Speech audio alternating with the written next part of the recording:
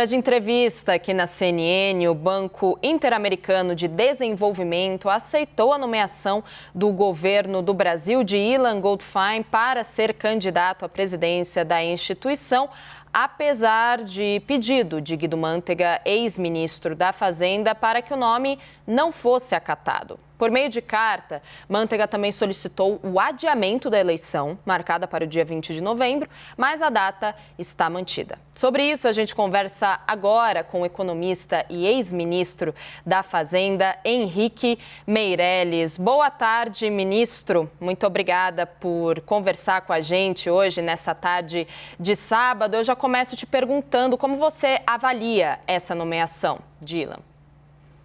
Olha, a nomeação é extremamente positiva. O Ilan é um profissional muito experiente, um profissional qualificado, já exerceu posições muito diversas, atualmente uma posição em organismo internacional, que é o caso que nós estamos falando também em relação ao BID. No caso, ele está hoje na diretoria do Fundo Monetário Internacional. Ele já ocupou cargos relevantes aqui no Brasil, inclusive diretoria do Banco Central, etc. E depois presidência do Banco Central. Eu próprio indiquei o nome dele para o então presidente Temer, para nomeá-lo presidente do Banco Central, e foi uma gestão extremamente bem sucedida, mantendo a inflação sob controle, na meta e taxa de juros baixa, evidentemente trabalhando dentro de um ambiente favorável na medida que nós tínhamos controle fiscal e logo depois da aprovação e implementação do teto de gastos. Em resumo, é um candidato qualificado e está muito bem preparado para representar o Brasil, é um candidato apartidário e que, portanto, deve ser apoiado, inclusive, pelo governo que está entrando porque é um candidato que representa bem o Brasil. Determinados interesses pessoais e de grupos e razões também ideológicas muitas vezes impedem isso. No momento tem alguma oposição, nós temos aí essa carta mandada lá para o secretário do Tesouro americano, mas esperamos que de fato isso prospere. A notícia que veio do BID de aceitar a candidatura e manter a eleição no dia 20 é positiva e vamos esperar que o Brasil possa ter um representante lá na presidência da instituição com as qualificações do Ilan Goldfein. Ministro, Tainá Farfan falando agora com o senhor avalia que essa movimentação do PT provocou algum tipo de descontentamento em Washington e ameaça de alguma forma a vitória do candidato brasileiro? Olha, existe, evidentemente, sempre um fator negativo. O governo do país, o governo eleito, se movimentando contra o candidato brasileiro, não é? Sempre pode gerar desconforto em algumas áreas, etc., perplexidade em outras. Etc. Não há dúvida que é uma situação inusitada. O governo de um país que está assumindo se manifesta contra a candidatura de um brasileiro e indiretamente favorável a um representante de outro país. É uma coisa que não faz muito sentido. Então, isso está gerando, de fato, uma certa perplexidade, um certo desconforto em alguns países, mas eu espero que tudo isso seja equacionado, inclusive por algumas manifestações aqui, inclusive na equipe do presidente eleito, inclusive algumas gestões feitas lá por áreas ligadas lá ao vice-presidente. Em resumo, espero que prevaleça o bom senso e não um radicalismo simplesmente partidário, político, ideológico e talvez com motivações pessoais. Ministro, o senhor já disse, acabou de dizer que considera Ilan apartidário, mas mesmo assim, existe qualquer tipo de possibilidade de um desalinhamento, por exemplo, de financiamento de projetos, caso o Ilan venha a vencer a presidência do BID, no sentido de desalinhamento do BID em relação ao governo eleito, apesar de você dizer que Ilan é um candidato apartidário? Eu não vejo isso, não há razão. Eu acho que o projeto do governo brasileiro, que tem um embasamento técnico que faz sentido, serão aprovados e executados pelo BID normalmente, como tem sido o caso durante muitos anos. Eu, na minha função como ministro da Fazenda e depois representante aqui da Economia no governo de São Paulo como secretário da Fazenda também, eu tratei muito com o BID e tratamos do financiamento de muitos projetos. Eu nunca vi o BID agir politicamente. Um projeto bem feito, bem executado e apresentado, o BID deixar de financiar por um posicionamento político, principalmente levando-se em conta um profissional da qualidade, do equilíbrio do William Goldfein lá na direção do BID. Então, eu não vejo a menor possibilidade disso ocorrer. Quer dizer, o BID não é uma instituição partidária que vai escolher projeto baseado em alinhamento político, etc. Isso é uma coisa até engraçada de pensar, né? O BID é uma instituição já de muitas décadas, é uma instituição consolidada, uma instituição técnica, multilateral e que financia projetos em todos os países latino-americanos de diferentes colorações políticas e etc. Eu não vejo nenhum problema ocorrendo nesse sentido. Ministro, quero aproveitar a sua presença e toda a sua experiência aqui para a gente tratar também um pouquinho sobre o que aconteceu essa semana. O mercado reagiu de forma negativa àquele primeiro discurso de Lula ali no CCBB, né? Quando ele se reuniu ali pela primeira vez com a equipe de transição em loco no Centro Cultural Banco do Brasil. Alguns aliados chegaram a defendê-lo, disseram que não é a primeira vez que Lula governa o Brasil. Gleisi Hoffmann chegou a dizer que recebeu com espanto a reação do mercado. Lula disse que nunca viu o mercado tão sensível quanto o nosso. Eu queria uma avaliação do senhor, com toda a sua experiência. O senhor também apoiou a campanha de Lula nesse segundo turno. Qual que é a sua avaliação em relação à reação do mercado e também em relação às falas de Lula? Olha, o Lula, evidentemente que defendeu temas que ele defendeu na campanha, e, no entanto, o mercado reagiu frente não a declarações de um candidato em campanha, levando-se isso em conta, relativizando, etc., mas declarações de um presidente eleito. Né? E se preocupou o mercado e teve a reação que vimos, né? Frases ditas ironizando a responsabilidade fiscal, etc., evidentemente tiveram um impacto grande no mercado.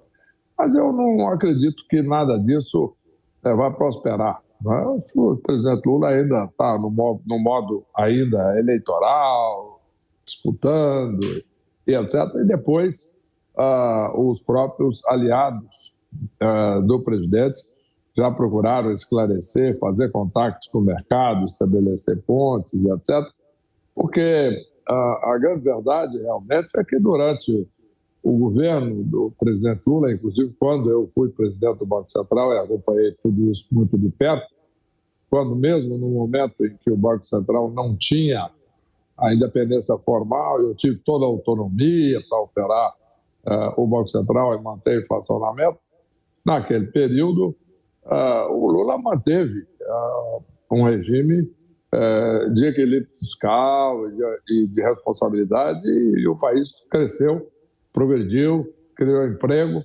permitiu, inclusive, ao PT ganhar a eleição de 2006 com a recondução do então presidente Lula e depois eleger a ex-presidente Dilma em 2010. Portanto, não só do ponto de vista econômico, criação de emprego, crescimento, renda. Mas também, mesmo do ponto de vista político, a política, a abordagem de responsabilidade fiscal, etc., funcionou. Eu acredito que vai prevalecer o bom senso e o presidente Lula vai fazer uma gestão na linha da gestão que ele fez já no governo e que deu certo. E não só funcionou do ponto de vista econômico, mas do ponto de vista de geração de emprego e também do ponto de vista político. Ministro, gostaria de falar com você um pouco também sobre o teto de gastos, né, que está alinhado aí à proposta de emenda da Constituição da transição. Paulo Guedes até chegou a propor, né, uma criação de meta de dívida pública para substituir o teto de gastos. O senhor acha que isso seria benéfico ao equilíbrio fiscal do país? Eu já te pergunto, você acha que isso teria espaço no governo Lula em 2023? Não? Eu não acredito que haja de fato, uma decisão de tentar aprovar um teto de dívida pública. Né? Apesar de que as intenções da proposta são boas, é algo de difícil execução. O problema é que o governo não controla a taxa de juros, por exemplo. E, portanto, ele não pode controlar a dívida. Sobe a taxa de juros, num determinado momento, porque subiu a inflação, coisa que vale, ele tem uma meta de taxa de juros, vamos supor que uma meta de dívida, a taxa de juros reaja por contingências de mercado, o Tesouro Nacional começa a pagar mais do que estava previsto pelo Tesouro, e então nós poderíamos ter um problema de estourar o teto da dívida. E o que o governo vai fazer em situação como essa? Vai tentar fazer o quê? Pressionar o mercado, o Banco Central, para baixar a taxa de juros? Coisa inviável, absolutamente não funcional. Portanto, apesar de ter boa intenção na proposta, etc., eu acredito que não é funcional. Em relação à PEC, o teto de gastos, etc., eu acredito que, na medida que a PEC retira o auxílio, etc., do teto, colocando essa excepcionalidade, me parece que isso tira a pressão e a ansiedade em relação ao teto e permite uma discussão a sério pela manutenção do teto. Eu acho que o teto é muito importante para o Brasil, é muito importante para o governo, porque dá solidez. Uma coisa é dizer, olha, vai se gastar tanto, porque vai se gastar aí em programas sociais, no Auxílio Brasil, aqui no Auxílio para as Crianças, etc., famílias que tenham crianças e mais isso, mais aquilo. Isso é uma coisa. O valor é isso. Outra coisa é dizer, não, vamos gastar sem limites e pode entrar qualquer coisa e vale qualquer coisa e o Ministério lá quer uma coisa, o outro parlamentar quer outra, e nós voltamos à situação que prevalecia antes de 2016, que levou a uma recessão brutal no Brasil. Portanto, eu não acredito que seja uma proposta viável ou que seja agora havendo tanta pressão em relação à questão do teto, na medida em que a PEC, com a retirada do auxílio e de outras despesas sociais do teto, viabilizando isso, eu acho que resolve esse problema. Eu já tinha defendido antes que se achasse uma forma de excepcionalizar o auxílio, idealmente por um período determinado, mas mesmo que não seja por um período um pouco maior, é muito importante que se mantenha o teto. Ministro, diante desse cenário atual, que a gente tem a PEC na mira, a gente teve também essas falas de Lula nessa semana, a reação do mercado. O senhor é um dos cotados para compor possivelmente os ministérios aqui em Brasília. Se convidado, o senhor aceitaria? Olha, uma das coisas que eu tenho adotado como procedimento da minha vida toda é não perder tempo, tomar decisão baseada em hipótese. Né? Por exemplo, isso aconteceu em 2002, quando eu fui abordado por alguns emissários, então, na época do então candidato Lula, que falando em nome próprio, ou dele, nunca dá para saber esse tipo de coisa, disseram que eu deveria me preparar deixar o meu projeto, que estava em andamento naquela época, para ficar à disposição para ser considerado candidato ao Banco Central, e etc. Eu disse, olha, eu não tomo decisão baseada em hipótese. Você segue o seu projeto, eu sigo com o meu. Depois, se ele quiser conversar, será uma satisfação. Se não, está bem, não. Se não quiser, também está muito bem. Eu continuarei apoiando do mesmo jeito. Posteriormente, passado um tempo, na eleição, já pelo final de novembro, começo de dezembro, ele me convidou para ser presidente do Banco Central, conversamos sobre as condições de autonomia, etc. Aceitei e ficamos lá juntos trabalhando 8 anos. Portanto, esse o meu esquema de trabalho, que tem funcionado muito bem na minha carreira profissional e que pretendo manter. Ministro, gostaria de perguntar também sobre a dívida pública. A dívida pública que Bolsonaro entrega a Lula agora, né, é muito maior que a dívida pública que Fernando Henrique Cardoso entregou para Lula em 2002. Como é que você enxerga esses desafios de gerir um país que tem uma porcentagem tão grande do PIB, né, destinada à quitação de dívidas? Você acha que a composição dessa dívida, comparando aí 2002 com 2023, muda muito o jeito de administrá-la ou não? Olha, existem aí diferenças, tem diferenças positivas e negativas.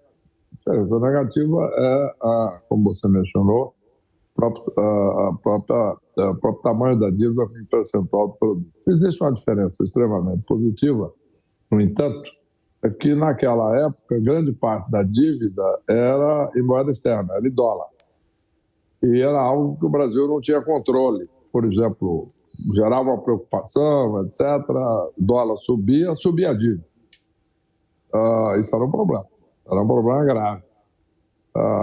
E tínhamos, inclusive, um acordo com a FMI, etc. Então, naquele momento, nós começamos, então, todo o trabalho, inclusive eu no Banco Central, de acumulação de reservas e etc., para dar mais segurança cambiar o país. Inclusive, tive a satisfação de assinar o cheque de pagamento do FMI e deixamos o país com suficiente reserva, de maneira que hoje o Brasil é um credor líquido em moeda externa.